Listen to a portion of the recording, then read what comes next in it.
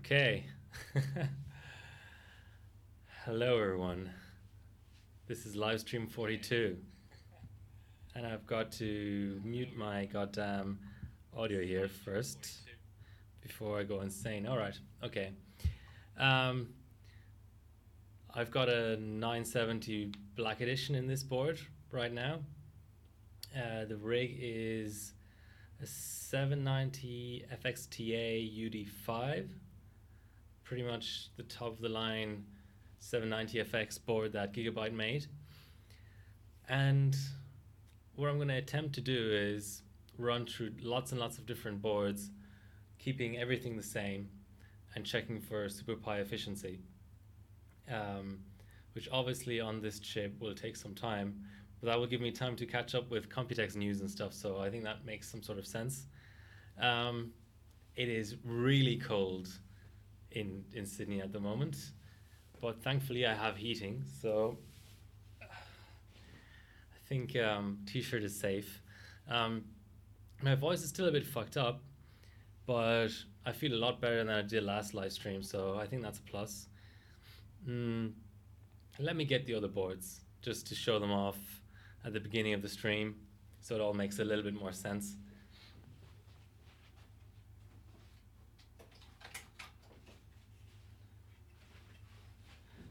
So I did put this on my Instagram, but not everyone. Hey Tantuketa, how are you doing? Not everyone follows my Instagram, and I don't expect everyone to do. It's, you know, an acquired taste. That's the social media platform. So as I said, 790FX TA UD5 in the rig right now. Let's just go to the goddamn mainboard tab so I don't have to remember the name of it. Here it is. It is FXTA UD5. So that's on the Gigabyte side. We've also got a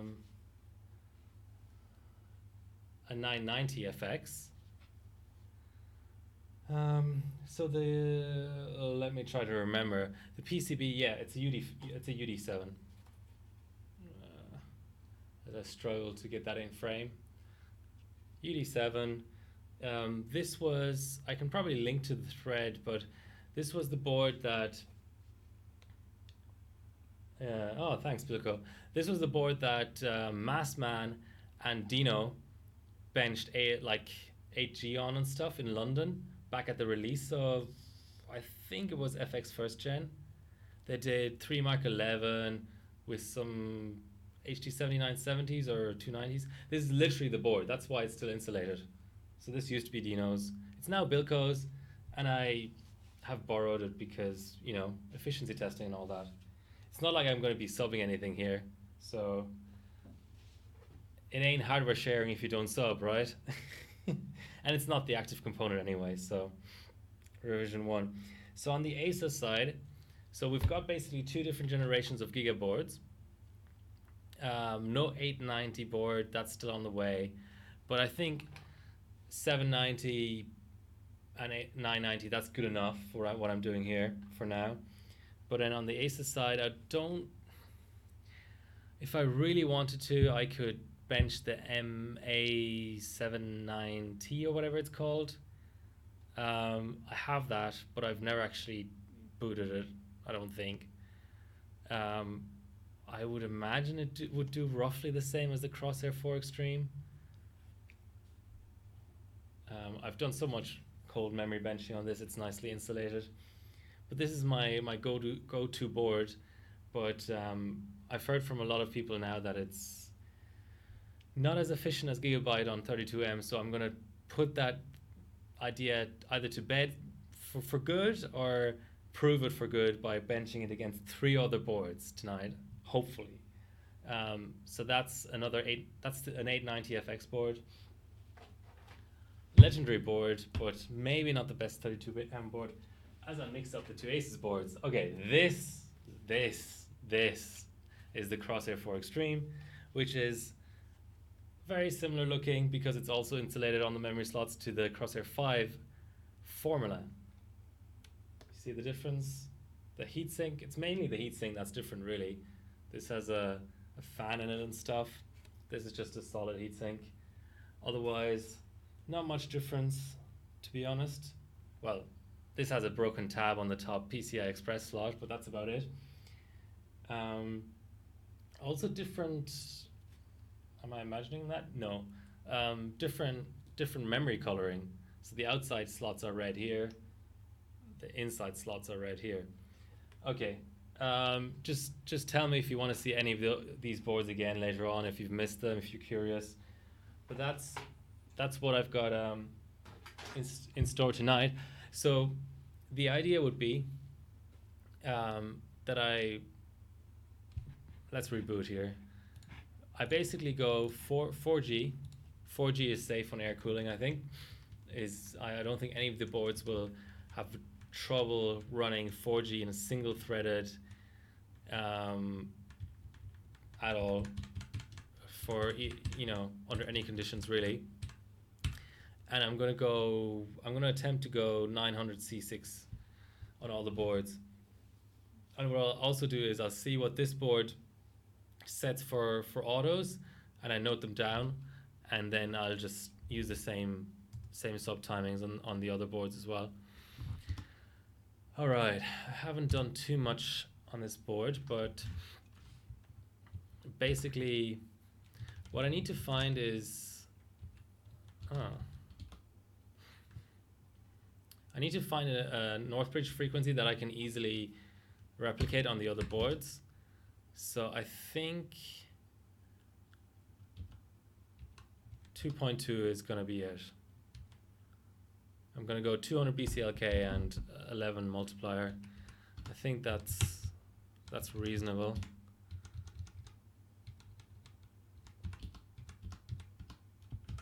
Oh, but I've also got to watch my... yes. I've got to go manual here, and I've got to go up to 800 or 900. I think it's 240. No.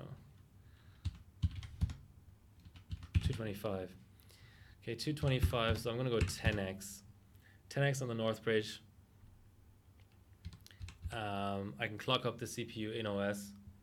Yeah, ATX versus eATX. I always knew I was blind.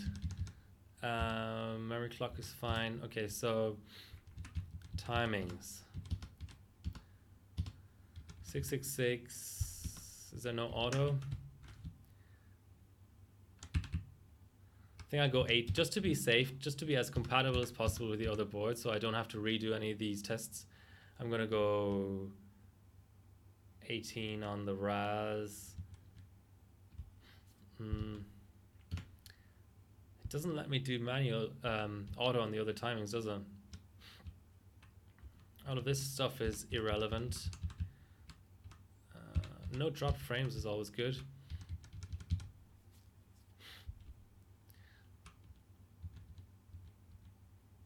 Okay, I think I'll just have to stick with the SPD here.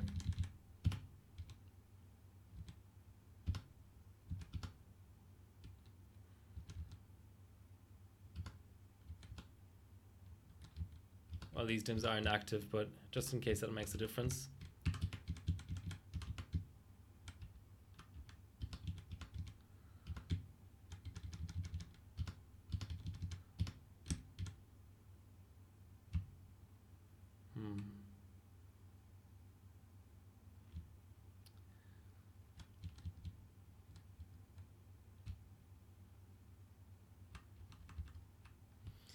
Okay, so what's that? We've got obviously one T command, 24 RAS, 11 nanoseconds, TWR of 10,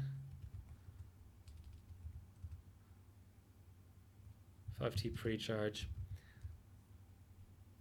TRC of 34. RAS to RAS of 5.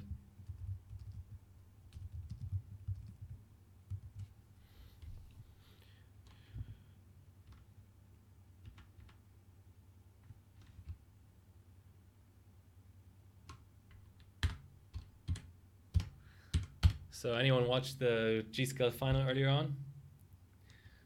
The hardware bot comp. Which comp?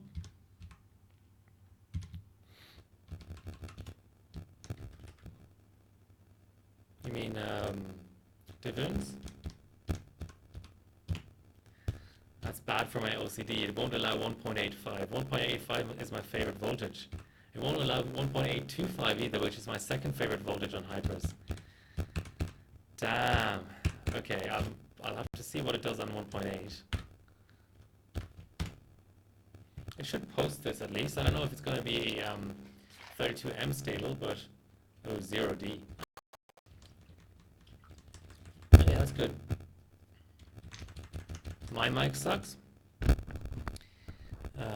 Okay.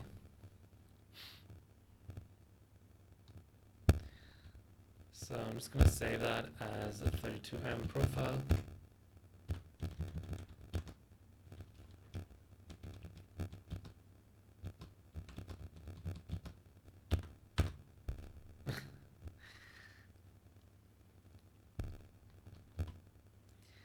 I don't know what I'll press, but this is weird.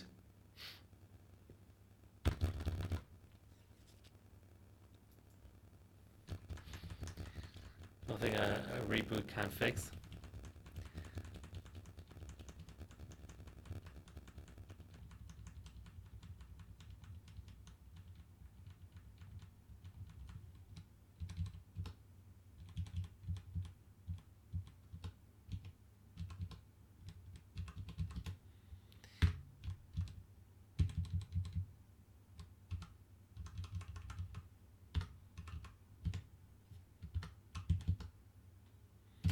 Gotta disable the power saving, of course, and cooling the other power saving.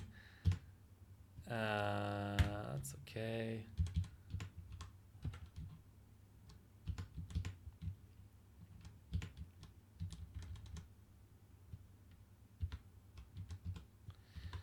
Okay, I think we're good.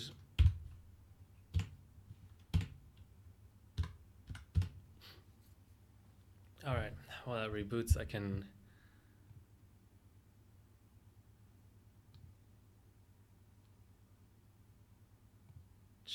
mess around with my audio a little bit.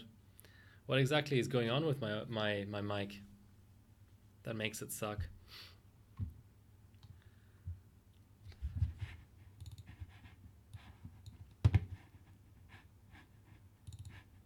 Okay, so I'm going to be using core 1 for everything, so the second core, not core 0.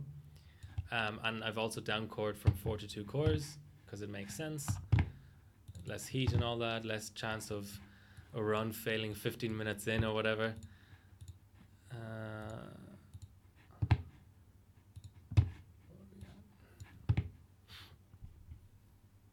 I can't mess with the FSP, so I'm going to have to double check that I can actually go get 4G with 225.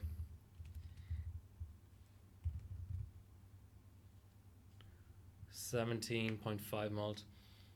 I might have to go 18 mult on all the boards.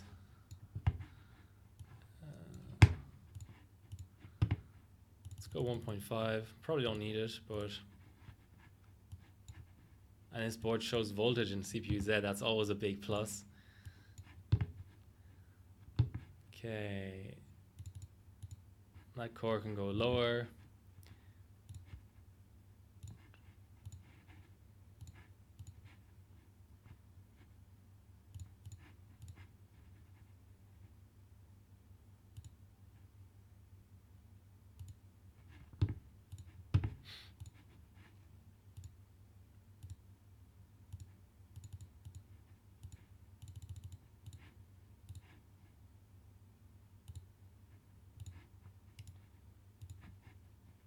It's 15.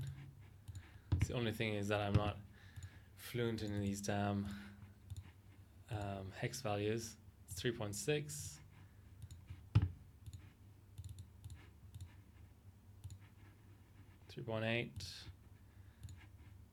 Okay, I need another half mult. Lucky number 13. Oh. Okay, maybe it's 18 then.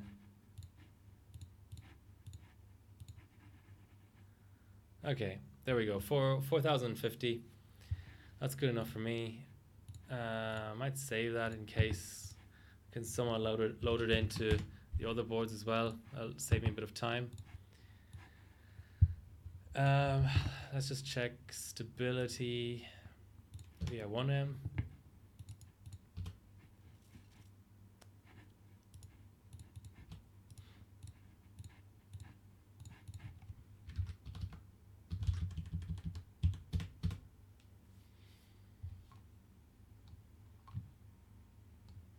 Yeah, board testing.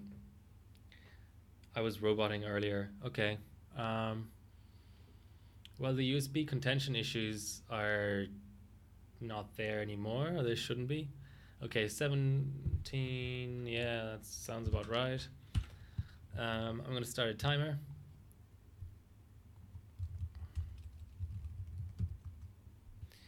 Well, before that, I'm actually going to double check something.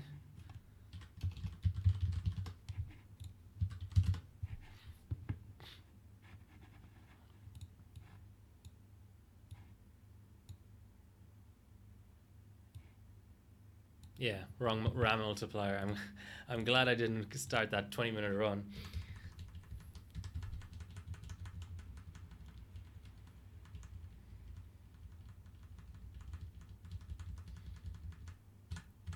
I like Gigabyte splash screens. I think they're the best in the business.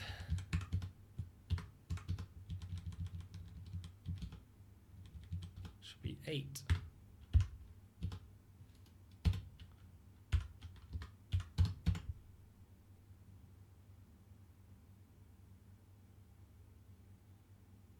Okay, that just showed 5.5, but only for a little while.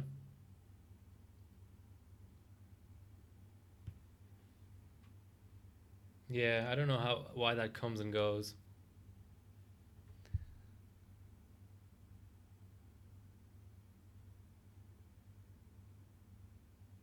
That looks like a hang.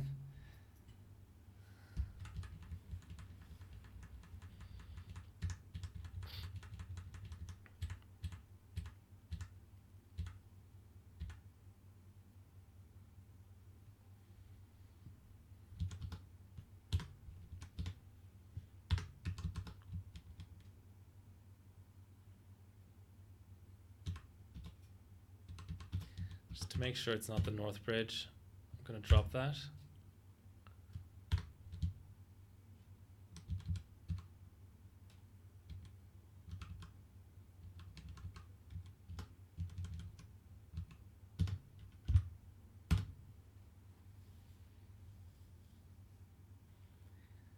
Yeah, so Alex Rowe won the comp earlier.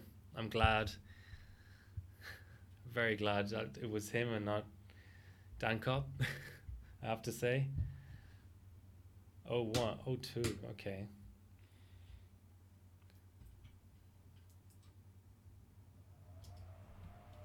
I might have to go with 850 RAM.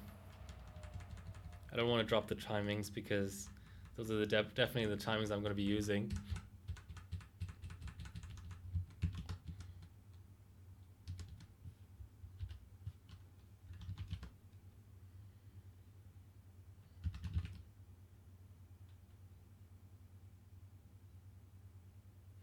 Uh,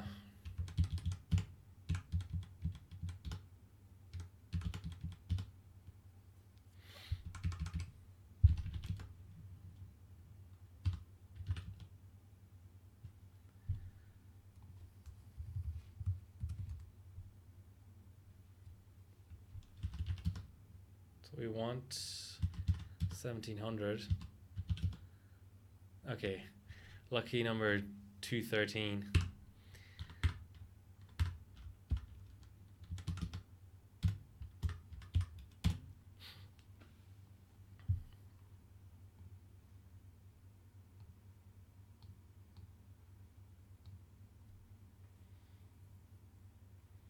Okay.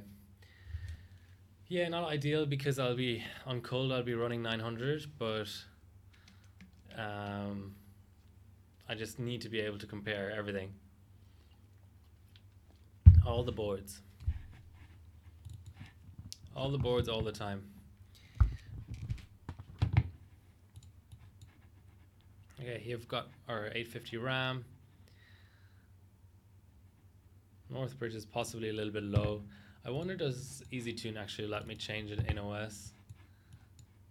I doubt, but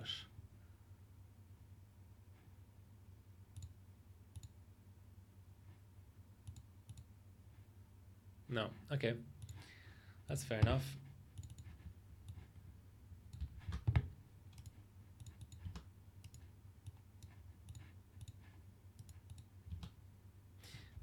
Of course, I need to go into PS check.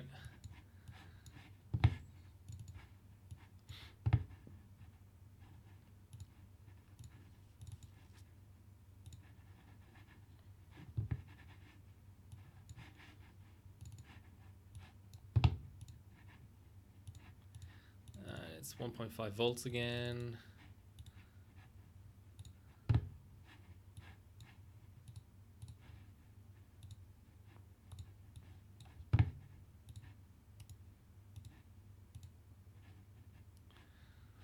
Of course, our mult is a bit off now, so let's go up half a mult.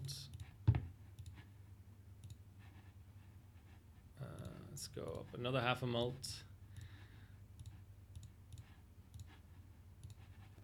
Okay, 4046.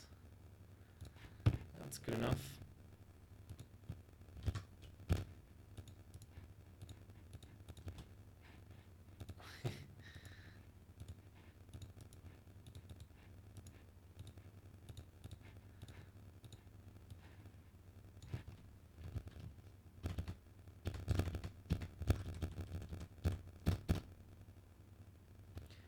So we had 17 seconds last time. Should be faster now.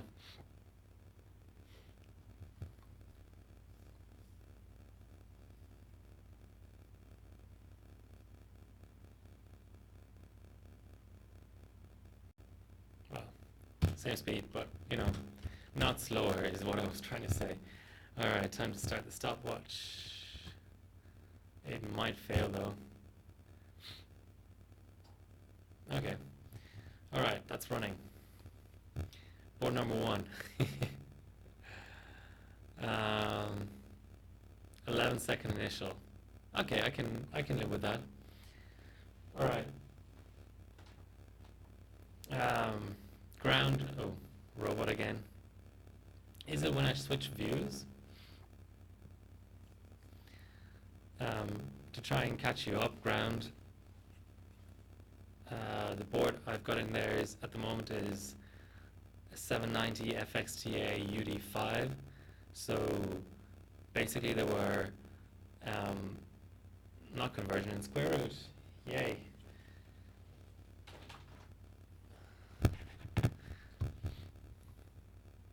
Let's fix this. I'm gonna have to go 800.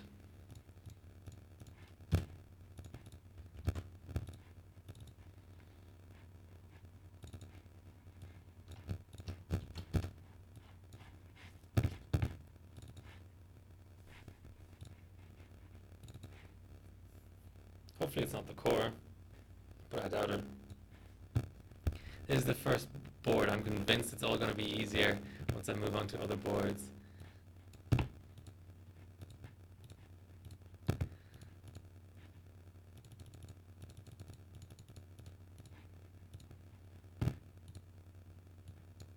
Okay, that's 800 flat. I've got to change my mults again.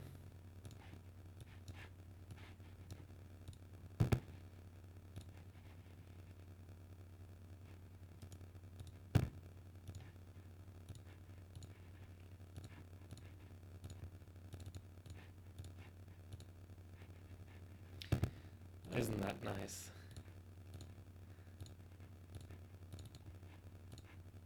Exactly 4,000.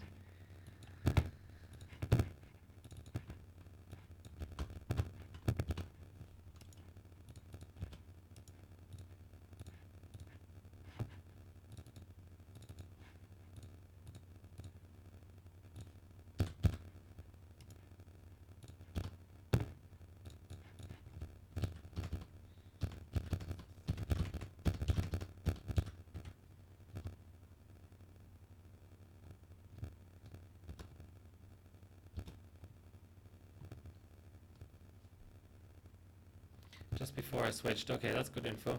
Thanks. Okay, so the deal with 32M on AM3 is the board makes a huge difference. So the number one board that everybody uses is the 890FX UD7, a gigabyte board, which was the top of the line 890FX board. Lots of people use it. So let me just demonstrate how pervasive this board is. I mean, use it back in the day, but the only other person I know, we've got a Loop 1, that's nice. The only other person I know who is currently benching AM3 really is AM3 32M is Bullant, who's also in Australia. But he uses the board. The UD5 is similar, it's just slightly different spec. Okay, so this is the 955 Black Edition, one of the more the more popular chips around, because it gets 67 hardware points for 32M, which is kind of unheard of on AM3. There's, I think, only 2 chips that have that. Ryba, BP, Bullant, AMD Nord, MAD, Gyrock, and I think Milan's and Infrared as well are all on the same board. Just double check those. Whereas I'm on a Crosshair 4 Extreme. Yes, Milan's is on it. Infrared possibly is too. It's one for €55. Do you want to send it to me? Okay, he's on another gigabyte board. But basically, so you've got your top 8 excluding me on the same board. So basically what Alibello for Team Cup, Italian guy, was benching 32M AM3 as well, and he was telling me that he's tested it and it's like a 6-ish second difference for a run, which is quite a lot, because things like maximize, like, you know, your OS and stuff on AM3 for 32M actually don't make a massive difference. So 6 seconds, even though it's, you know, a 15, like, well, not a 15-minute run, but a 10-minute plus run, it's huge. So I don't have that board. I did have an 890FX UD5, which died really, really quickly. I don't know from what. So I have another one coming in. I have another board coming in, and hopefully that's not going to die. That's the closest thing to a UD7 that I can get. But I think it's a more general thing with Gigabyte versus Asus. So the last Asus board that anybody said was decent for 32M on this platform was the Crosshair 3 formula, and that's even harder to find than 890FX UD7. But tonight I'm just going to look at the boards that I do have at my disposal, and there's just basically 4 of them. It's 2 gigabyte and 2 Asus, so it should give me a pretty good idea of how real this whole Gigabyte versus Asus thing is. So I'll be using the same chip, the same sticks, the same OS, the same cooling, the same setting as much as I can do it, even though I did already see that this Gigabyte board has a pre-charge timing, which actually on the Asus just autos. There's no BIOS setting. But yeah, so I have my trusty Crosshair 4 Extreme, which I did that result right there on the screen with, and you can kind of see the efficiency differences here, right here. You know, there's 2 guys who are obviously, well, 3 guys, but Bullant is the 32M god. 3 guys who are obviously a lower frequency ahead of me. Crosshair 3 formula, grab it.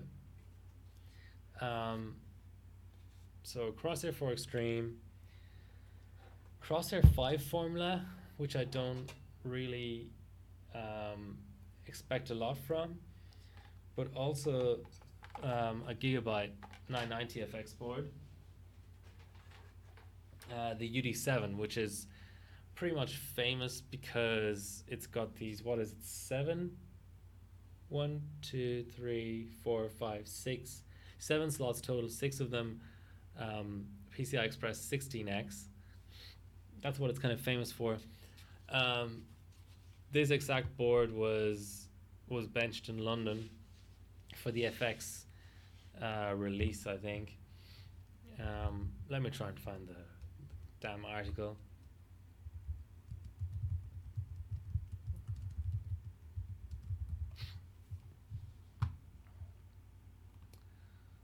Yeah, so this is the frequency submission that came from it. I hope that some of the bent rig pics and stuff are still existent. No, it isn't. Doesn't seem like it. Yeah, so London. So 7 years ago, whenever that was, October 2011, London International Technology Show. Massman and Dinos benching. Yeah, there's the link. And they did an 8G run, but they also did.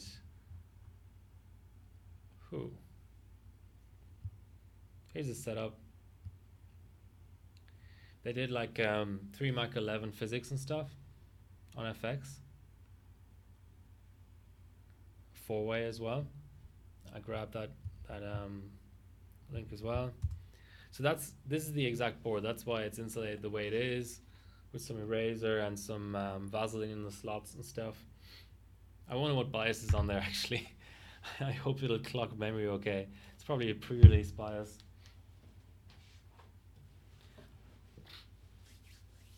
All right, we're on loop 9. 6 minutes. That's not bad at all. So we're talking like a 17-minute run or something. That's not bad. All right, let us look at some things from the past few weeks. I did some memory benching on Hypers and PSC, again around the topic of AM3. I really like AM3. I like DDR3 anyway. DDR2, I played around with it a little bit earlier, but it's just it's a bit annoying the way it is so tied to the VCLK. So tied to the VCLK. It's just weird getting used to that. But yeah, DDR3 I really like. And what I put out there was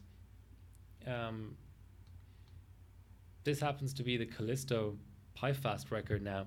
So this was the last of my LN2 from the last delivery that I got. And it turns out for Callisto it's the fastest PieFast, and I just about got there. So Callisto is a cut down DNAB. There's basically three main cores on AM3, three main sort of architectures. There was the C1 stepping, which was Hika, the tri-core basically mainly, and then the main one that everyone bought was the Phenom 2 X4, which was DNAB, which is what I'm benching right now with the 970 Black Edition. And then there's a cut down version of DNAB called Callisto, which is 2 native cores, but usually you can unlock all 4 of them. And then the third thing, which came last on AM3, was Thuban, which was the hex core, 6 core. So yeah, Callisto isn't really the most popular thing around, but it's still nice to get the fastest PieFast. But that was on with the memory on air. And PieFast, I'm starting to kind of get the hang of it. It's an interesting bench that nobody really benches anymore. But what I did want to show was this. Well, these two. just to get the point across that um, these memory controllers do sort of get worse with cold. It's really weird. So the CPU North Bridge frequency, which is kind of like the IMC frequency, it's like a little bit like the cache frequency on Intel, actually scales with cold, but then the memory itself goes down. So you have this weird effect where I have a sub here, yeah, the rig pings are wrong, but because the CPU was on air. But I have a sub here where I purposely only LN2 the memory. You can see here. Now I have an 1100 sub somewhere. This is wrong, completely wrong.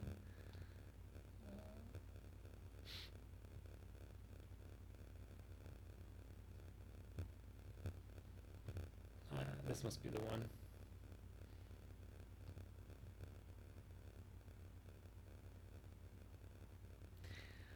I subbed everything thinking that I would get the G-Skill achievement, but it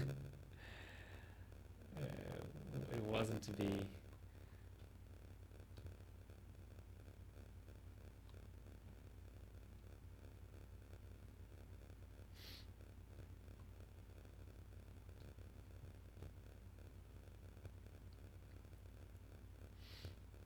Hmm.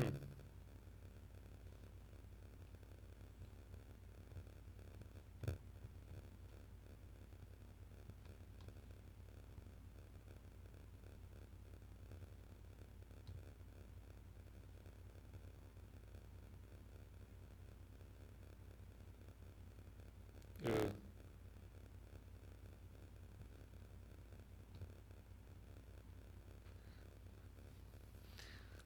So was my cold hypers on Thuban, which I got to 1,000, but this is not a great set. And then of course you have the IMC limitations as well. But what I really wanted to look at was the cold PSC as we're on loop 17.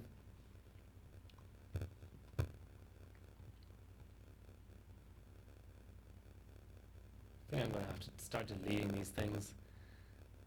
Okay, it's not that one.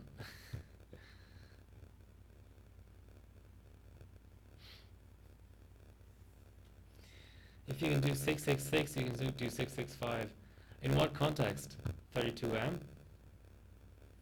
Because I kind of doubt that.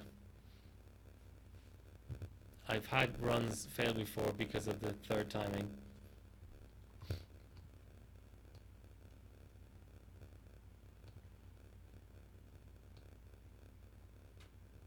I think I legitimately have the wrong screenshot attached to one of those. Yeah, but AIM3 is different. The IMC is really picky about what it likes and doesn't like. Like a lot of the time, yes, this is the one. I think I'm going to like my own subs just so I know it's the right one. Okay, so that was not amazing for PSC, but I think for the platform was quite kind of neat to get to 2200 686. And to be honest, I didn't try 676. What happened basically was I had the RAM and only the RAM on LN2, and I was the first time I was running PSC cold on AIM at all basically, and I saw 1100 686 and thought, okay, if I can pass this with good North Bridge and the chip at 6.5 gigahertz, I'm going to have an amazing sub and I might even get gold or whatever. But then it turns out that the IMC gets worse. So this is probably about as much North Bridge as you can get on air, is like 2.8, 3 gigahertz. So that's an absolute no-go trying to get a good 1M out with that kind of setting. TRP up to 1040. Yeah, not on Thuban though. Yeah, so that's ground. That's why I have to run hypers on another platform now, because I'm realizing that everything I'm doing here is just so limited by the IMC.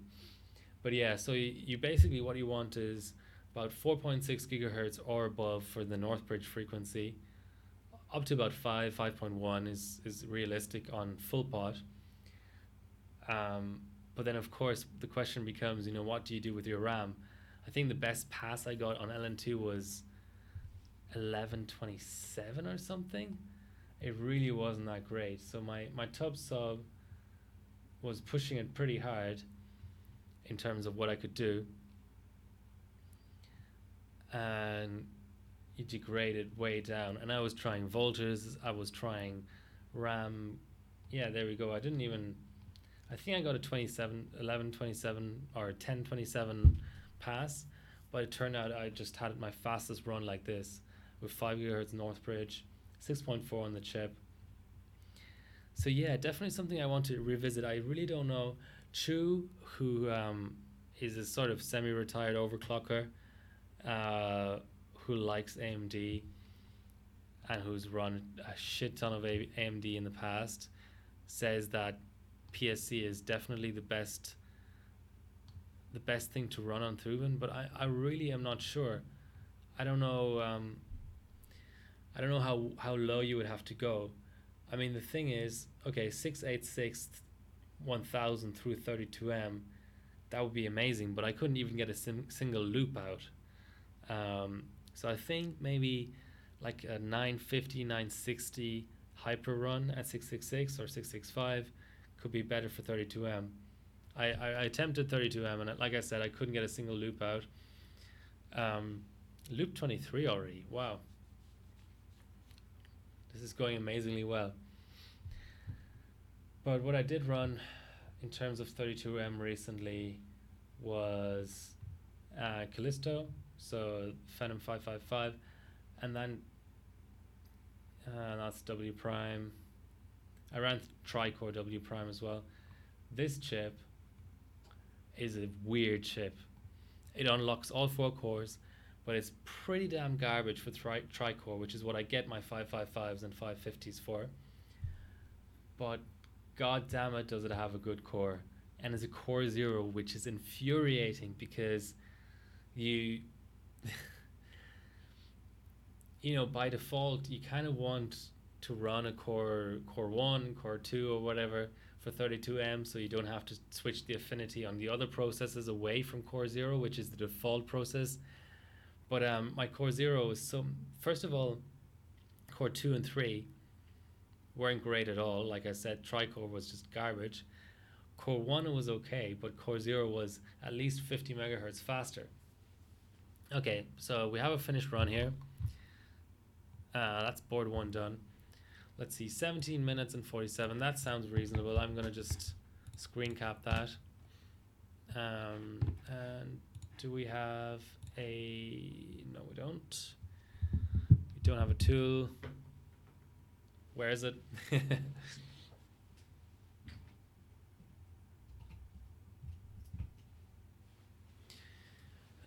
Yay.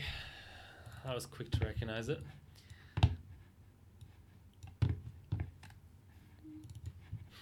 So what I'm going to do is I'm going to screen cap it regularly first, in case sometimes XP doesn't agree with my screenshotting tools. So really, guys, remind me to put my mainboard tabs in all of these, or else I won't have a clue what's going on in terms of which sub is from where. That looks like a CPU-Z crash, actually, which is unusual but not unheard of.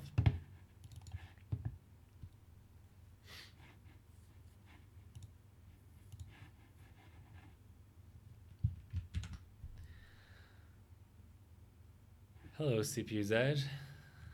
Be nice if you would react.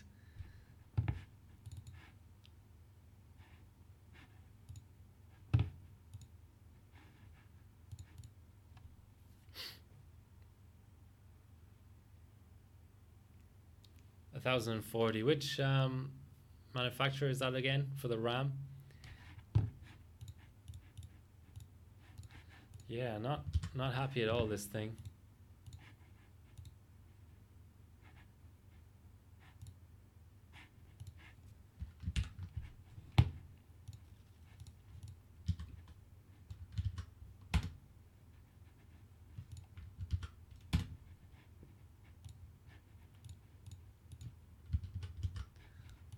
I think at this point opening up more CPU Zs would be a little bit futile.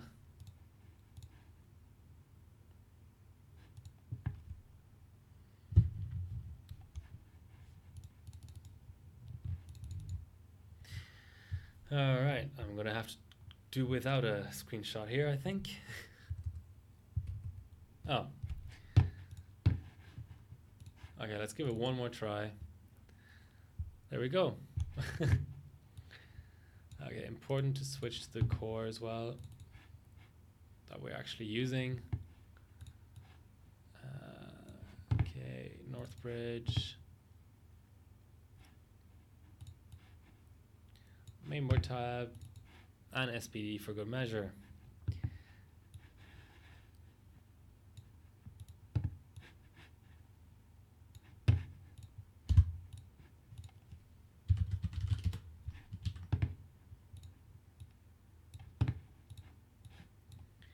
So 17 min, 47 exact. I love it. 790 FX.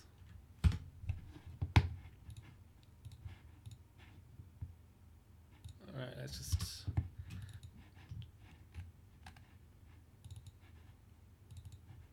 check if we can get a screenshot tool working as well. Okay, that doesn't crash it. That's always good. Okay.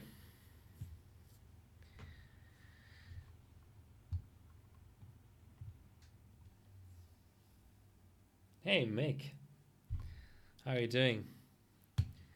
Are you over all the CES or Computex excitement yet? Alright, time for the next board.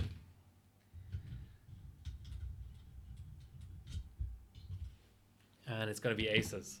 And I'm going to take the board that I presume to be slower, just to see if there's a contrast there between this board and the Aces.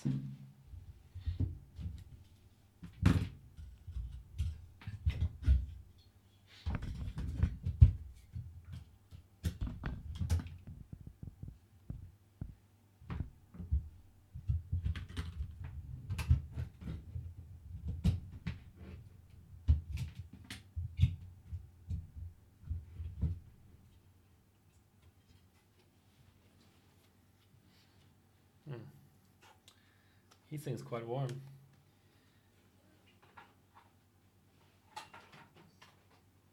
Alright, Crosshair 5 formula. Here we come.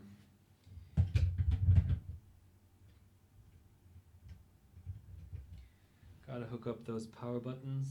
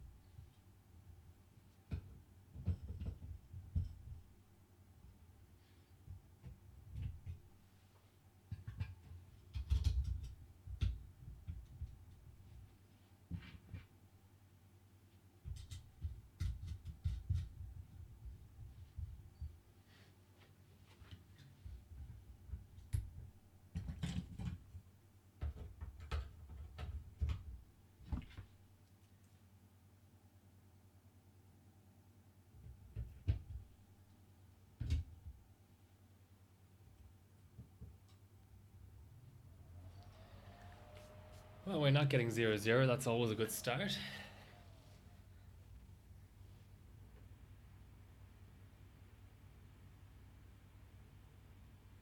Pod, what a GPU pod, I'm guessing, that he made. It's only coming from Ireland. Surely he can make it across the Irish Sea in a reasonable amount of time.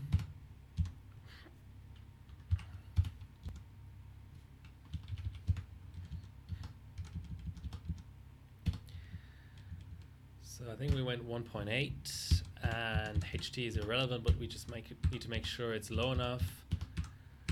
Spread disabled. Extreme tweaking, gotta leave it off, even though it might help with 32M. And we're gonna go 666. It was 24 RAS. 110 down here.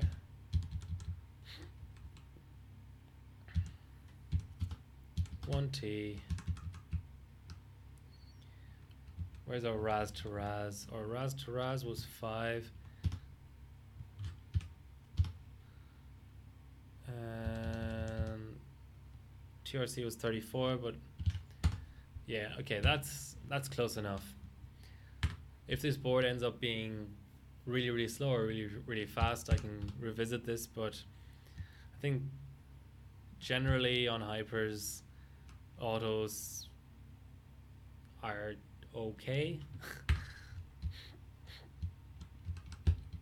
Let's go 1.5 and 1.8 should do the job.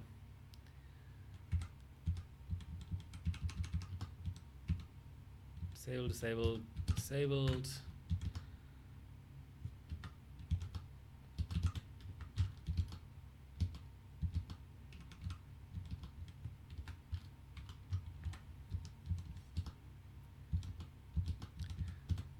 Disable the last 2 cores.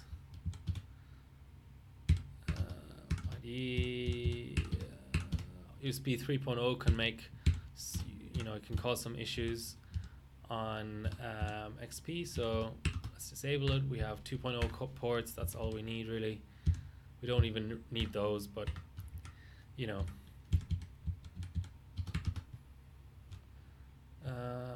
is this the one? There's one board I have that keeps on turning on secure boot over and over again. I think it's not this one.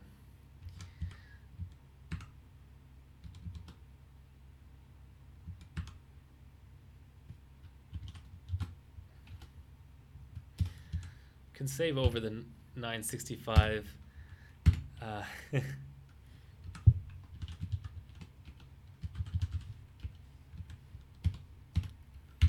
That exact profile is completely worthless because that chip was hot garbage. So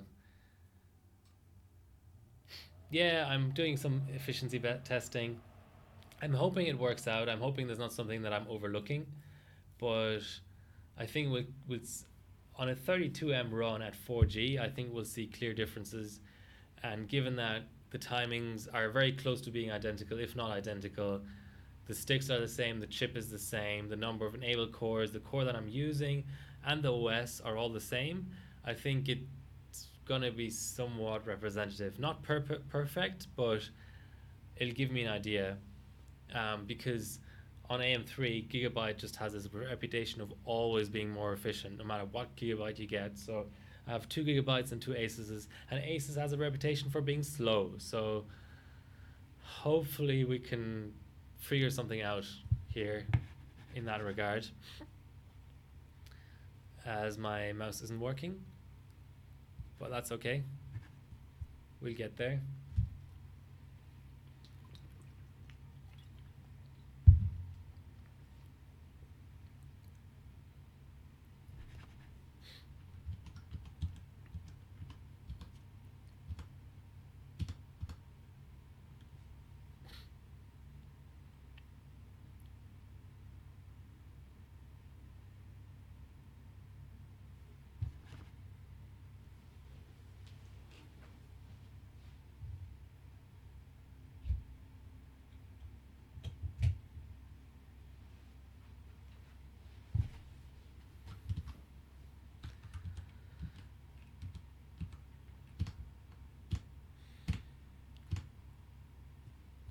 Yeah, okay.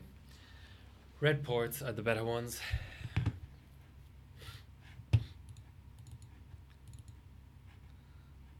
I already set voltage okay, let's give it the reboot.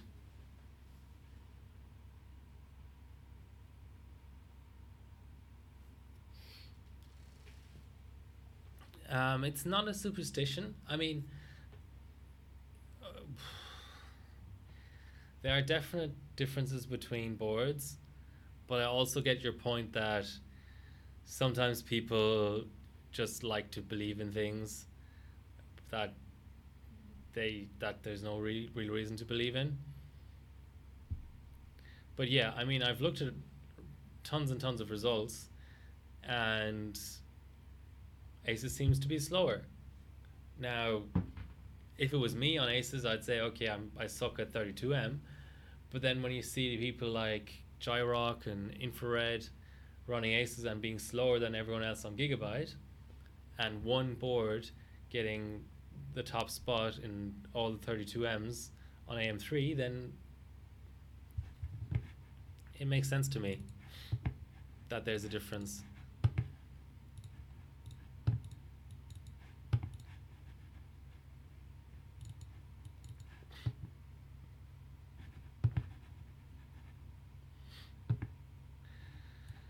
All right, let's just compare our screenshot here. So we're at 1.8 North Bridge. We're at 666, 2434, 1T, 800. Those extra 2 megahertz are not real. The Aces have this weird clock drift sort of thing going on. Um, see, how could the bus speed be that and then memory is that? I don't know. It's a bit weird. It doesn't seem real. If there's really a difference. No, well, I mean, you quitting OC for 3 months is just that's just normal for you anyway. So I don't know how much of a threat that really is, but yeah, please don't.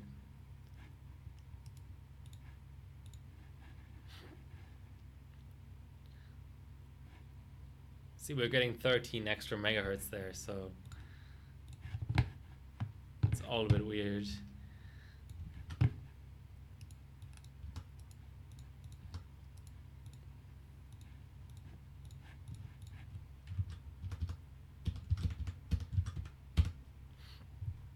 Let's start our timer.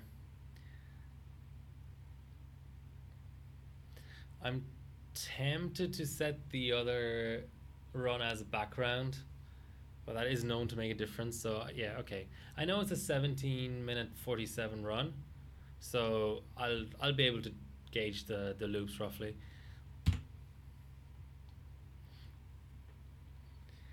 I mean, it's a fact. I mean, 32M is just one of those benchmarks that's sensitive to everything. You know, the trace length, the whatever, just you name it, anything related to memory. This benchmark is sensitive to. So it doesn't surprise me one bit.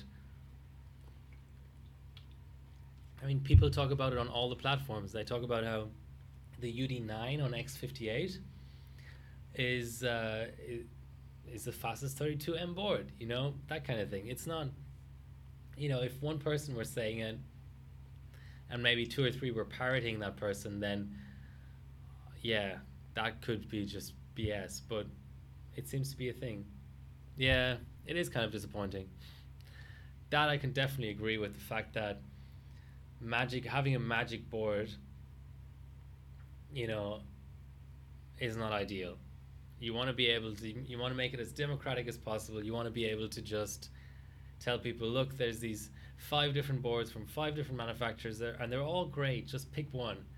That's the ideal case for a platform for AM3, whatever, 1151, whatever floats your boat. But yeah, never really the case, unfortunately. Very, very unfortunately. Um, so yeah, what I was talking about was a few chips. So okay, last weekend's bench session, it's all very hazy, but Go came down, brought I of course had a few chips to bin as well. Um, and we got a few things done. We got I got an 8G on AIM 3 Plus. Um, Bilko got very close on FM2. That's a success already. You know, getting two 8Gs in one day in two different platforms would have been insane, but um, it is what it is. The FM2 chip isn't delidded. I don't know how. I've never gotten a straight answer from anyone. Um, Not that I've asked very often, but I haven't gotten a straight answer about delidding specifically for 8G on FM2. I'd like to get an answer. I've delidded one chip, but I didn't test it before delidding, so that's a bit of a problem.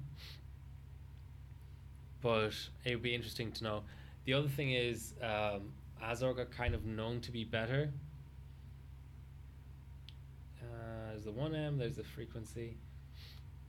Azorg are kind of known to be better for frequency because they have higher, specifically because they have VR frequencies, which makes a difference on FM2. I don't think it makes a difference anywhere else. At least I haven't heard it. Yeah, so 7874. I mean, that's a nice. That's actually a nice rig pick. Um, what? The T-Rex. You know, that clearly added some megahertz. Yeah. I'm not sure exactly what I can do about that. Chirping.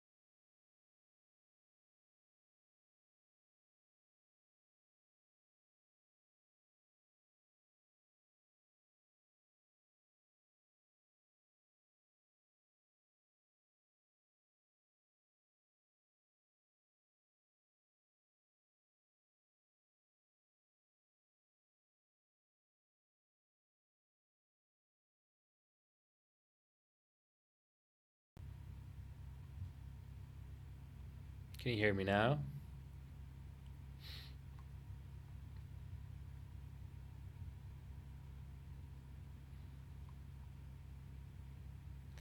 I mean, I can continue doing gestures for 8G, F for FM2. Okay. I was just messing around with settings. I didn't know that muted things because I actually was still seeing the volume bar go up and down. All right, I was just talking about 8G. I was talking about the fact that 63 is the max mold. and all that. That was all I was really talking about, was whether or not to kill a chip and how far to go in terms of voltage. So let's see what else. What else was in this? There was an 1100T that was quite good. Bilko's. I think he subbed some stuff with it. Yeah. So this was far from maxed, but for Thuban, 6.6 is already a really good result for even for 1M. I mean, this is solid. Yeah, I maybe a small bird is making fun of me. Who knows? I'm trying to crowd the mic. That sometimes helps. I don't know. I might have to get a better filter or something. I'll have to debug this. It's just that I'm struggling to get as many live streams as I want out anyway. So I don't know how you'd feel about it, but for me to get a live stream every 2 weeks that isn't perfect versus not getting a live stream out at all is probably better. But yeah, I do need to find the time to debug all this stuff. And the other thing is, okay, so this sub was on the Formula Z as well. So maybe a little bit of headroom there if it's run on an 890 FX board. Not too sure about that. Certainly in terms of efficiency, there may be something of it. Of course, let's see, that's fifth, fifth for 1100T. Behind people like Mad is already really good. But then, of course, you've got some headroom in the North Bridge frequency that would be better on a different board, that kind of thing. It's all a bit of a blur. Yeah, I did try W prime. Should I talk about Ryzen 3rd Gen?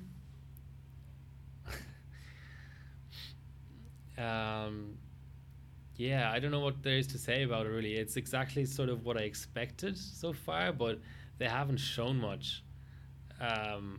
There's all kinds of hints and suggestions and leaks and things. I don't know if I want to get into them, but I'm glad. Let's say I'm not ultra sort of satisfied with how it all ended up being in terms of prices and different SKUs and everything, but I'm very glad at the reaction it's gotten on the internet. I thought that second gen was hard done by the internet as a whole, and first gen in a lot of ways too, where people just kept on complaining about RAM speeds and stuff, and sort of intentionally overlooking the fact that it was at the time just so incredibly good value for money in terms of how many cores you got. You were going up against what, 5960X and a 6900K or whatever the fuck it's called, the Broadwell E chip for 8 cores, and all people could harp on about was memory speed and stuff. Whereas this time around, I think it's possibly even a little bit the other way around, where yes, it's a great price for a 12 core, but then the SKUs are expensive than I expected them. But everyone's overlooking that and just saying, oh wow, $500 12 core, and look at all this IPC. So it kind of balances out over time, I suppose. Yeah, so we're so close. We're a month away, basically. We're a month away, and there was a tweet from that Robert guy who works for AMD, suggesting that we'd see more results. We'd see a significant number of results at E3, which is in 10 days time, I think. So yeah, at this point it's still sort of a wait and see sort of, but yeah, I mean, all in all, I'm happy about it. How could I not be?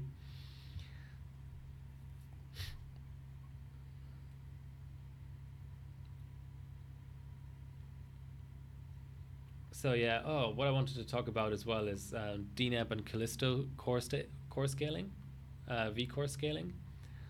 So this is a good example because I went up to 1.925 on this chip for single core for PyFast, and I actually expect that it will scale higher than that. I think there's a really good possibility that this chip will scale all the way to 2 volts.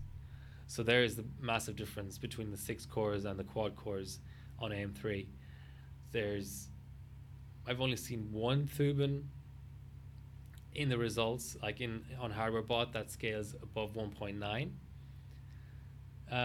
But DNAB loves, I mean, they're both 45 nanometers, but for whatever reason, DNAB loves voltage way more. And I didn't want to kill this chip, so that's as far as I went with PyFast. That was good enough for the gold. But once I get a 32M out here, and I hope to get the 32M gold, but once I've fully benched this chip for 32M, I'm going to re-bench 1M up to like 2.1 and see what happens. If it scales to 2.1, I'll go to 2.1. All right. In terms of results in the last couple of weeks, for other people, there's obviously been the frequency record. That was nice. That was definitely good to see a new IC come in there, for sure.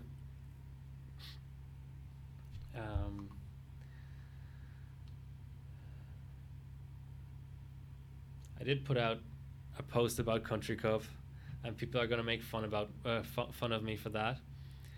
But yeah, I really hope something can be done. Not necessarily what I suggested, but just something can be done for the 10-year anniversary. I think it's I don't know. I just think it's a good opportunity to take Country Cup to the next level in some ways. Yeah.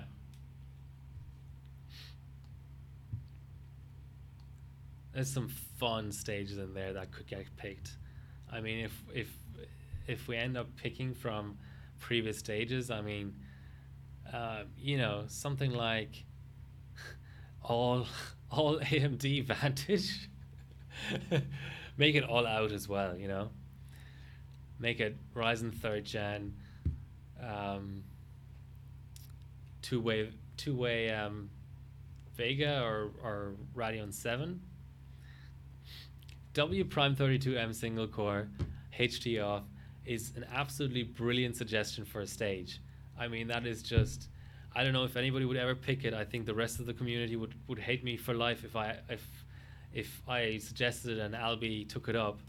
But W Prime 32M single core is all Intel GPU Pi. Memory frequency dual channel quad rank. Thing about dual channel quad rank is, think about this, right? If you mandate SPD and you mandate picks of the RAM, you can actually still not be sure that it's quad rank. Oh, you mean dual rank? Yeah, okay. Quad rank is easier to figure out, but let's say it was dual rank. How would you know? The SPD could be flashed. Heaven Extreme, okay, that's boring. MaxMem is, I think MaxMem, straight up MaxMem is kind of like a semi-banned bench at this point, because there were all kinds of cheats back in the day. I wasn't around for that, but that's the sense of it that I get. 3Mark03 hasn't been part of anything in a long time. They did funny things back in the day, like they mandated a 6x multiplier on 775. 01 we had last year, BCLK we had last year. UC Bench is kind of like semi-banned as well. Full out 3D, one of these stages where you just have one sub per country and it's full out. That'll be interesting. PC Mark 7 we had a couple of years ago. iGPU, yeah, I mean, Albi loves his iGPU. We almost kind of do too much of it. But yeah, that's always a possibility. 03 again, BCLK again. Yeah, Vantage was big back in the day, but it's really not come back. I like the low clock challenges, but they're a bit at the same time they're a bit infuriating. Cadzilla is probably another one that it wouldn't run again just because of the issues with it. So there's a 4 gigahertz low clock and there was a 5 gigahertz low clock. Skydiver wouldn't be bad. I think X2U, we're probably moving away from X2U as well. But something like a lesser known Fire Strike, like an Ultra or Extreme, could be interesting. Aqua, people don't like it. I like it, but people don't like it, so I'd stray away from that. There's basically been, so there was 32B here, 32B here, and 32B here. So there's been 3 of the last 4 years have had 32B. Okay, so we're done here with the 32M. And we're actually faster than the Gigabyte board. That's very interesting. If I'm remembering right here.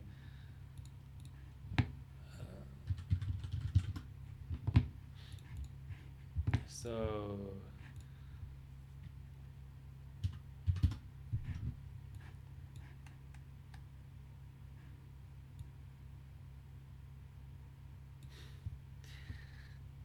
what's that? That's an 10.5 second difference. A 10.5 second difference. Holy shit. And in the opposite direction. Ace is faster.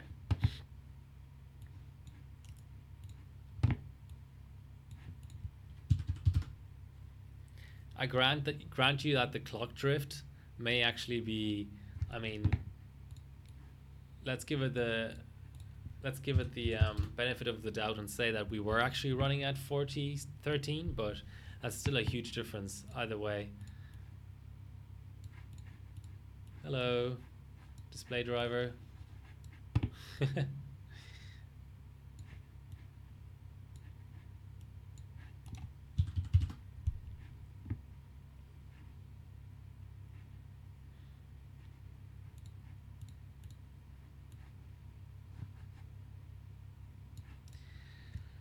All right. We didn't run Ganj mode by chance, did we? No. No, the memory looks the same. Okay.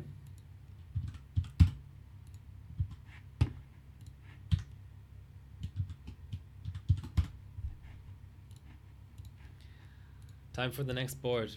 Gigabyte 990FX. Cool. We're getting places here.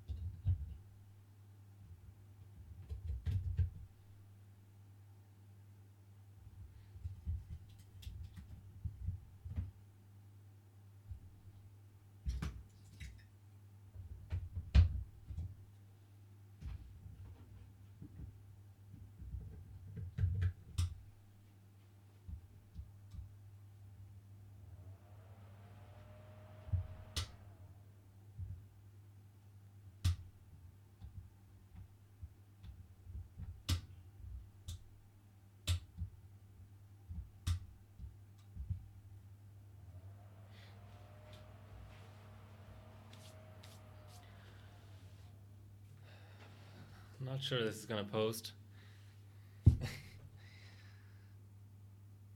Might need to clean.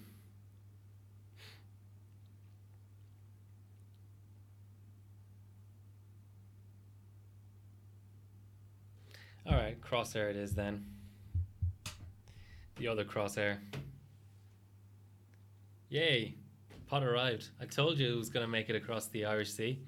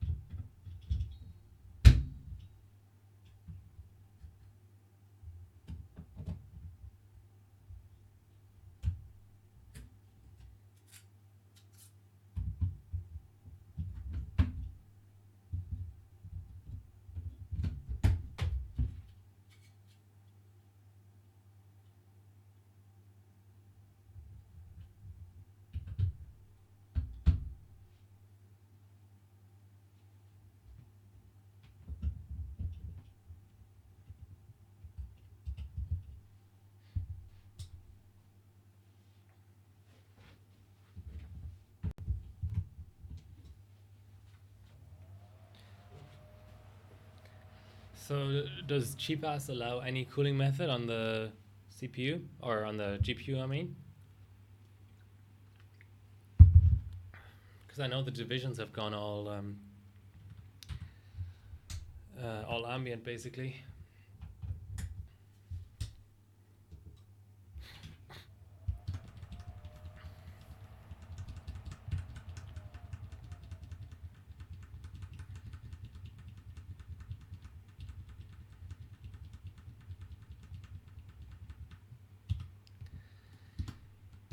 All right, let's do the usual.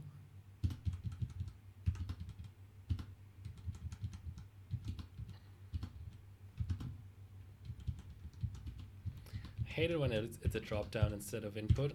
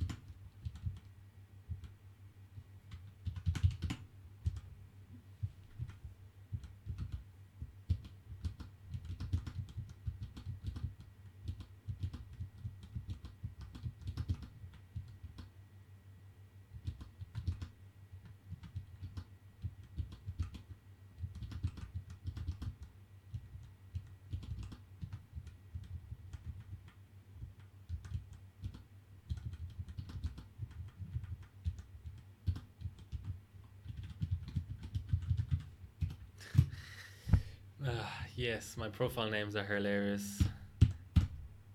I don't know. More like pathetic, to be honest, but it could go on either way.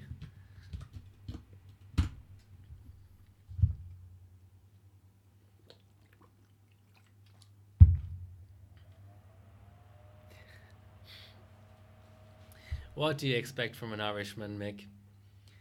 Of course, he's going to make a uneven contact plate. So are you going to dice it? I wouldn't imagine those GPUs would go that much lower than dice anyway, safely, without a shit ton of mods. I'm maybe in AHCI mode. Let's see. Oh no, I'm not.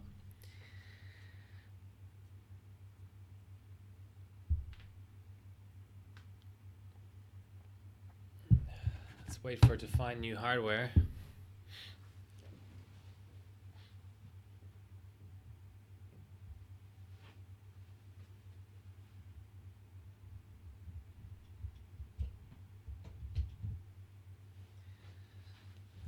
Yay, red ports for the win. Without any drivers.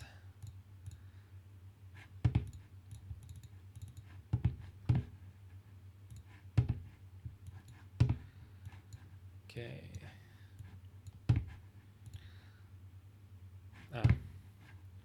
Forgot to raise the memory multiplier.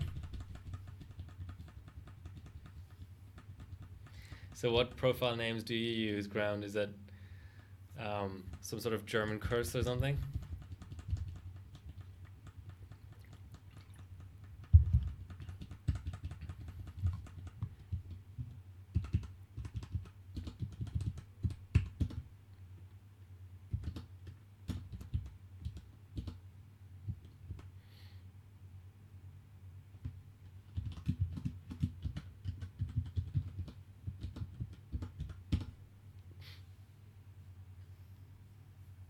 A millimeter. Could be worse, could be 2.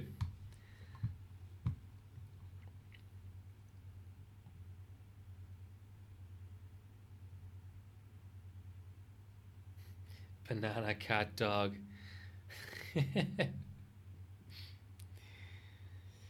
Okay. That's next level.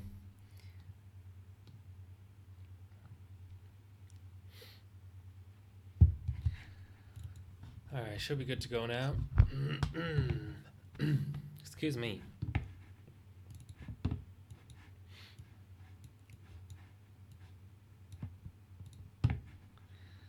So we've got the usual clock drift, just to give you a comparison. Even more clock drift on the Corsair 4, and I know on the Corsair 4. On the 5, it's just conjecture, but on the 4, I know that it's not real. You've got like 2 extra BCLK that are obviously not real, whereas you could argue that 0.67 BCLK is real. But anyway, we're going to go with it. If it's ridiculously faster, I may try and compensate for it in some way, but as it stands, let's just go for it.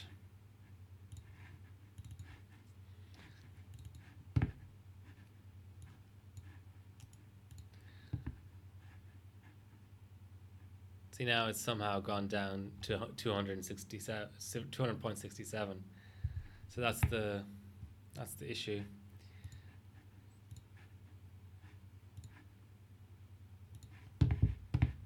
Hello, SuperPie.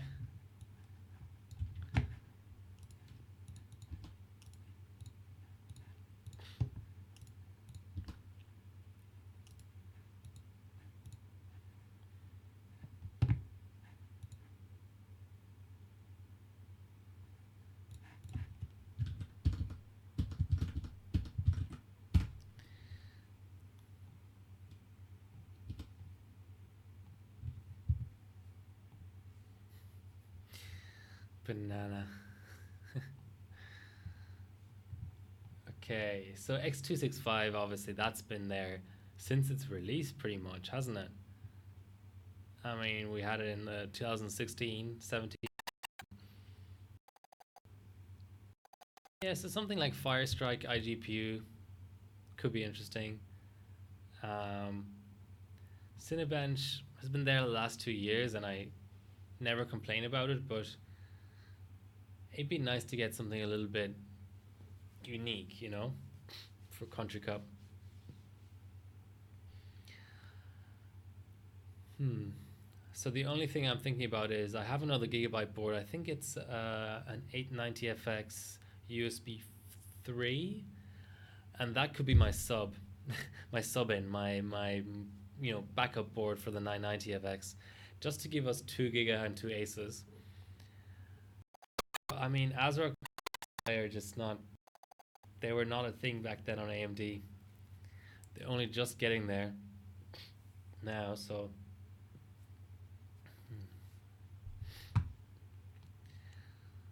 what else is there to talk about? What's going on? So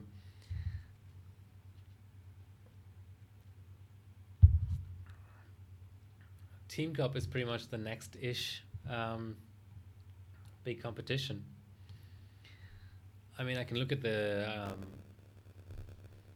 current division standings.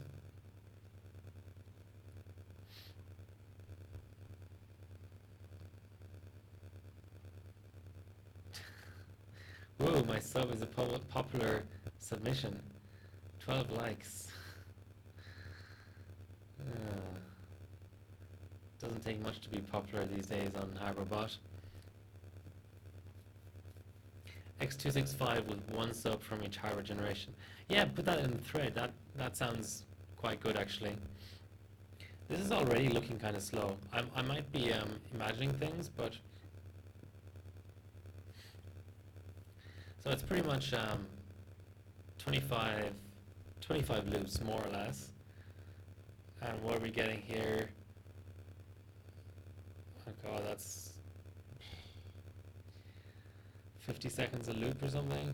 29, 39, 43 seconds a loop.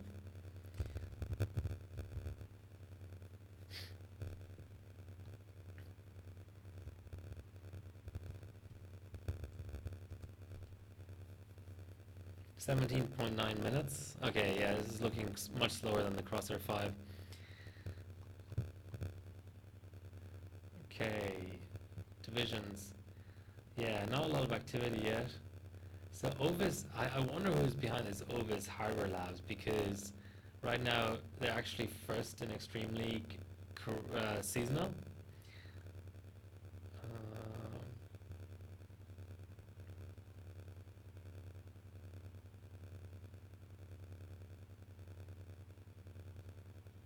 Or is it just all out seasonal?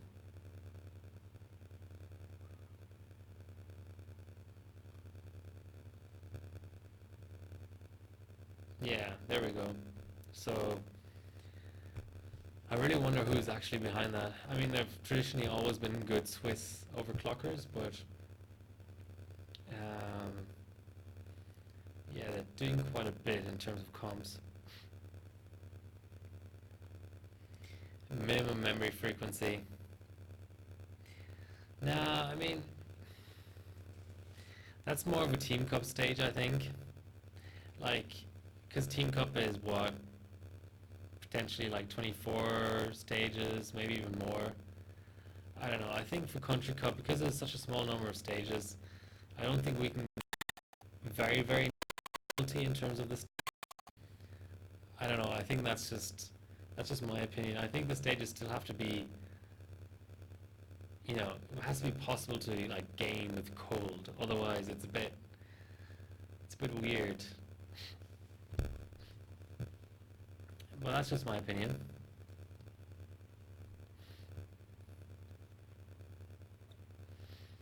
Yeah, I thought I'd have lots to talk about, but I'm kind of drawing a bit of a blank. I think it's just being a bit sick still and all that. So, getting first in 2 different challenger divisions for one person, it's not bad at all.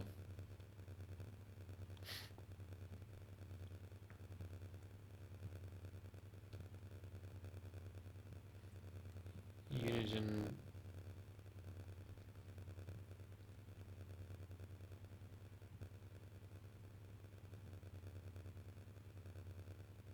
Hmm.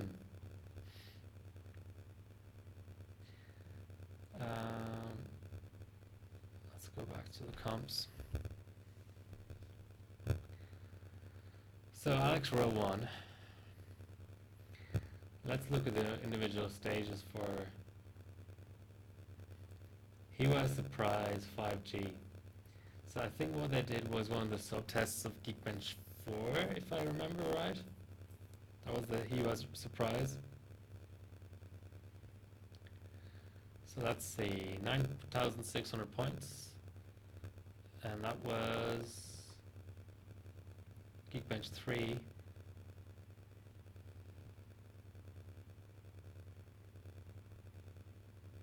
9,600, where is it? Stream scale. So yeah, they did one of the multi-core subtests, which obviously no one has an effing idea about, I would imagine. And what do they end up running? Okay, so we're going like 5K memory at C14, which is just crazy to think about. So that was that, and dual channel memory. That's quite interesting.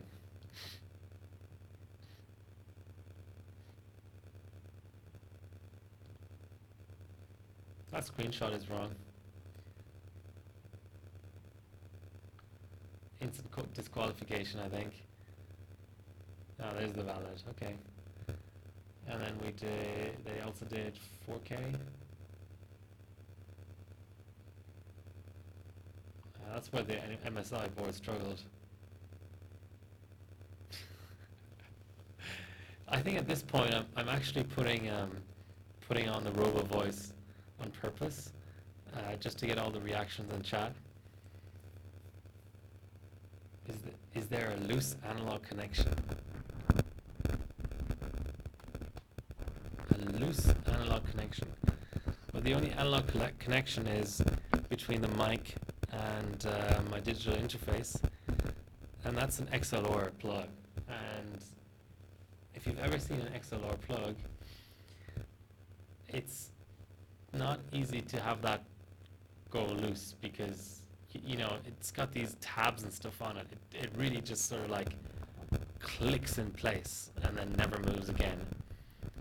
But yeah, I mean, that could have been the case. Like I said, I really need to debug it. It's really not going to be easy at all. Well, what do you guys think? Did you want Dan Cup to win or Alva, Lucky Noob? That Buzz. Yeah, I don't know either, or else I would have already fixed it. So we're at 8 minutes 38 after 12 loops. That doesn't look too bad, actually. Yeah, I think everyone roots for Alva. I mean, I was rooting for Alva too. Not only is he a really nice guy, but, and I hear that from everyone who's met him in person. I haven't met him in person, but everyone who's met him in person says Alva is amazing. He's just such a like sunny. He has such a sunny disposition, and he's just so likable. And of course, he was also on MSI, and it's always fun when there's an underdog who's just trying kind of wacky stuff. Whereas, you know, Danko was last year's winner. Alex Rowe is always just really, really good in live comps. Has been for a long time. I actually want to look at the 1M stage. I thought this was actually, if anyone was caught Bearded Hardware, Steponzi's live stream, which was shaky cam, but I did watch a little bit of it. It was actually Alva's pick, this stage. So I think the way it went down was Alva picked 1M. Whoever won 4K previously, either Rowe or excuse me, Rowe or Dan Cup picked 4K, and then the other person picked Geekbench, and then Memory Frequency and He Was Surprised were picked by the judges essentially. So the frequency, because it's a G-skill comp, and he was surprised, it was just something the judges thought up. Mostly he were. Okay, so here's the 1M, and actually Dan Comp won it. That is really, really interesting. I wonder what they did to optimize 1M at 6 gigahertz limit on Windows 10. That's very, very interesting. Nobody ever does that. But I'm guessing Dankov has the best stakes. That's probably what it came down to.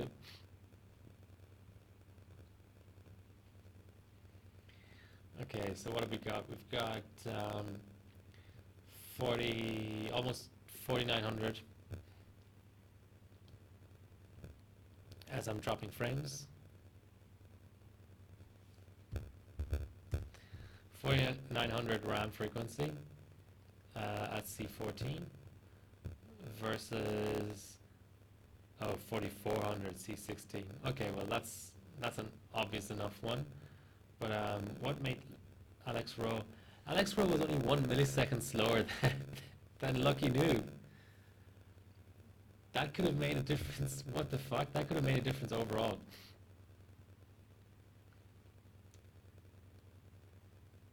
Not actually, because Lucky Noob won the tiebreaker anyway. But yeah, that's still very funny.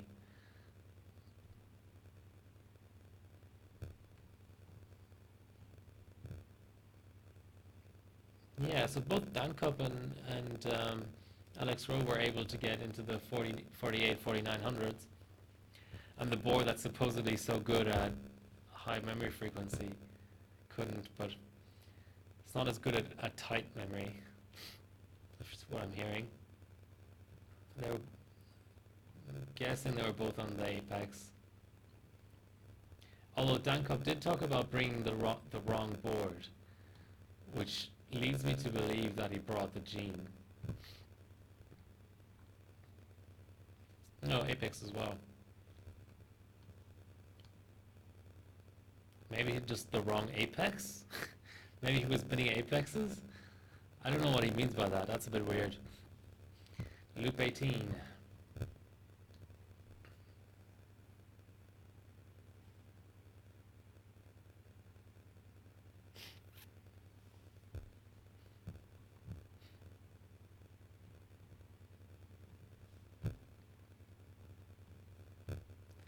What's everyone else been benching these days? I just have a ton of AM3 chips coming in. I got a new BDI kit from Mika, the guy who qualified but couldn't make it to G-Skill.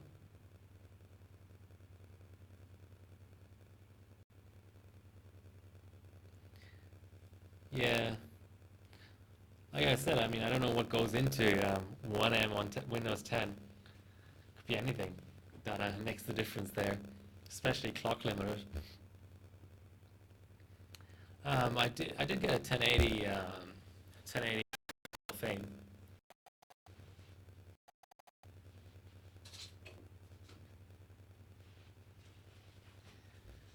If White Shark was here, it'd probably tell me it's the wrong 1080. It's not the LN2 version. Still a nice looking card. What always bugs me about Hall of Fames though is that they don't ever seem to have bias switches, which for me is just, especially mostly being familiar with AMD cards, that just annoys me to no end really. I do like the white PCBs though. So this will be GPU PID at the very least. Maybe a little bit of legacy. See how I go.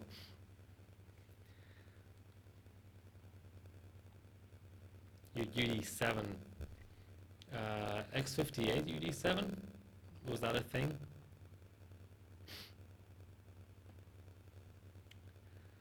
Loop 21. Well, yeah. So what you've got on the I/O is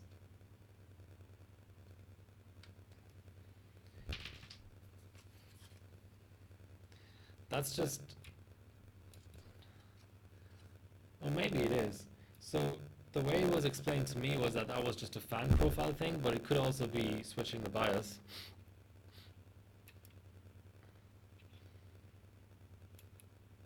I thought that was just to put the fans on 100%, but that's what a previous owner told me, so maybe they were just confusing, because if the bias switches to an XOC bias, it would make sense if that bias would also um, increase the fan profile.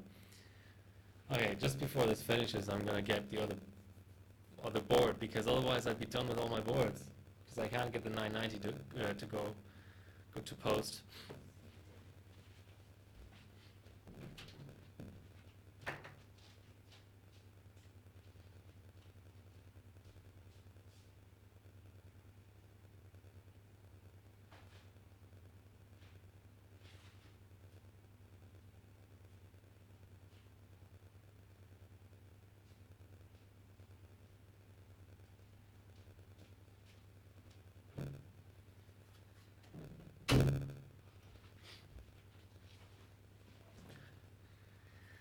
I was mistaken. Um, it's a 790 XT USB 3. I thought I had an 890 board. Not sure it's worth doing anything with this because it's another 790 board.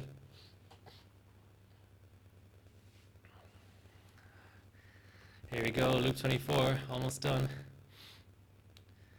The excitement is tangible.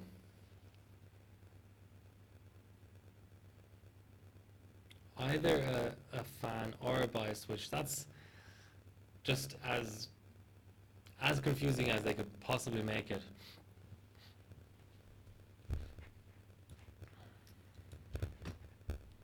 $17.36.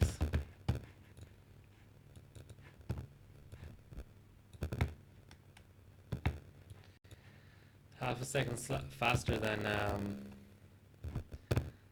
good old Crosshair 5 over here. Those are exactly the opposite results.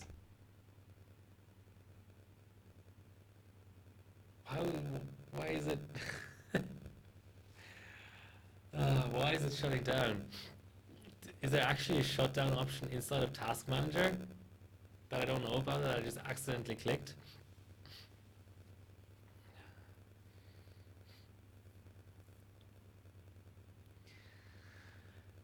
Alright, I think the point has been made that Gigabyte isn't faster all the way across the board. Okay, I'll have a quick look for an 890 board if that'll be the answer. But I thought a graphics board 890.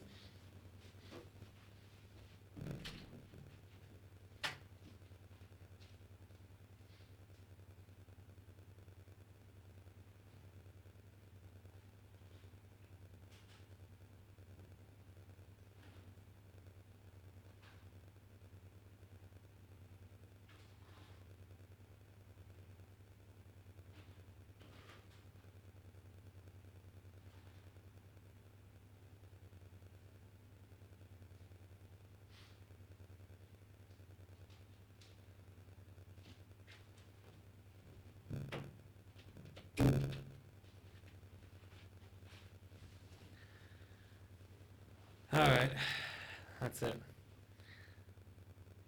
What is the dolphin doing here? Dolphin? Oh. What dolphin? I don't know what I mean, what you mean there. Okay, so first of all, really weird. Let me try and find that again. That is, okay, so there's a shutdown option that I just accidentally hit. That's pretty retarded, but I can grab the screen cap anyway. Mic artifacts. Okay, so basically the aim of live streaming tonight was so that there wouldn't be too much of a huge gap between my last live stream and my next live stream. So even though I'm considering getting LN2 next week, but I will be moving like a week after that, so it's probably a dumb idea. And even if I get LN2, it's not guaranteed I'll be able to stream any of it. So I wanted to stream because the last stream I had to end because of Wi-Fi issues. So I wanted to just, I've done a few things to my streaming box since then. So I wanted to just stream to see if that issue would come back. Thankfully, it didn't in like 2 hours that I've been up. The stream has been up. It's a bit of a shame I couldn't test the 2 GB board, but I'll either revive it or wait for my 890FX board and do the exact same test and let you guys know what the result is. I'm a bit surprised by the reversal of the common conceptions there, but I might just have to rerun it all again, play around with the Northbridge frequency a bit and stuff, and see whether there's just a certain point where Gigabyte gets faster. Yeah, so basically I can't really say when my next live stream, but the way it turned out in terms of technical issues, even though I still have the mic problem, which I don't really know how I'm gonna diagnose that, but I'll try and find a way. And I still have a cold, and it sucks because I can't talk as much as I want to talk. But I thank you for joining the stream anyway, and who knows, maybe I'll see you in a live stream next week, LN2ing, but I can't promise anything. But thank you for watching.